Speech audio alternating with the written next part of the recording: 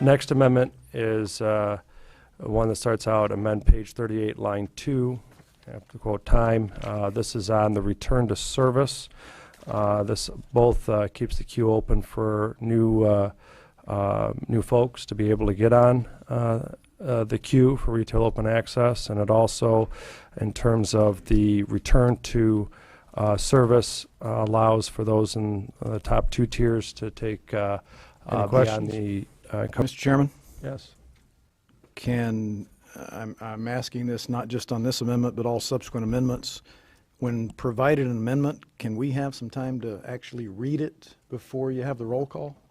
I'm trying to, provide, how much time would you need? Well, I read fairly quickly, but it's 3 pages, so. Do you have any other specific questions? No, I don't. Are we going to have time to read these things before we're asked to vote on them? Well, I have a list of dozens of amendments, and I'm going to try my best to allow for any questions and concerns. This is Vice Chair Lavoie makes a motion to adopt. Madam Chair, could you please call the roll? On the adoption of the amendment, there's 16 yeas, 0 nays, 9 passes. That the amendment's adopted. The Vice Chair had a few words before we took. Yeah.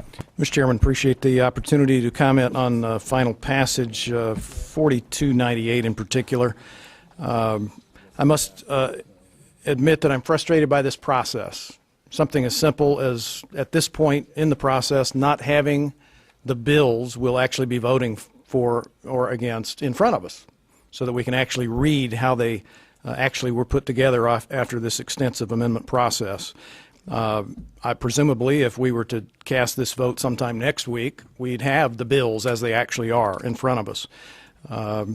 And so I don't know what the rush is tonight when we don't have something as simple as the bills. On one side of the issue, we have UBS pitching for stock purchases for the utilities. On the other side of the issue, which says we continue to expect energy legislation to pass in Michigan by year end that would effectively end retail open access, in other words, electricity choice.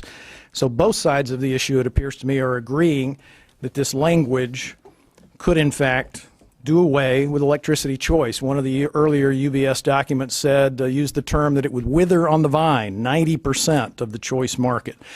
And yet we're told that won't happen. Well, I hope that's correct, because if it is correct, if what both sides of the issue say is correct and the likely effect of this legislation, then if 90% of the choice market withers away, to use the UBS term, then we're going to see increased electricity rates for the 40% of public schools that we estimate to be in the choice market.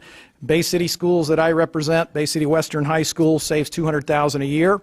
If 90% of the market withers away, will that be an additional $200,000 a year they have to pay just to keep the lights on and have to lay off 3 teachers? I believe this is a beginning of a process that I think will set good policy in the long term for the state to ensure that we're proactive in the policy. This a few main points. This does start in terms of switch us from some mandates to an all-the-above energy approach, in terms of trying to ensure that we have an all-the-above energy approach, from different kinds of generation to eliminating energy waste to ensuring that we have good transmission. And it also preserves what I would consider continued robust electric choice that's there. I know a lot of you know my opinions on that issue, but I feel I've provided a good compromise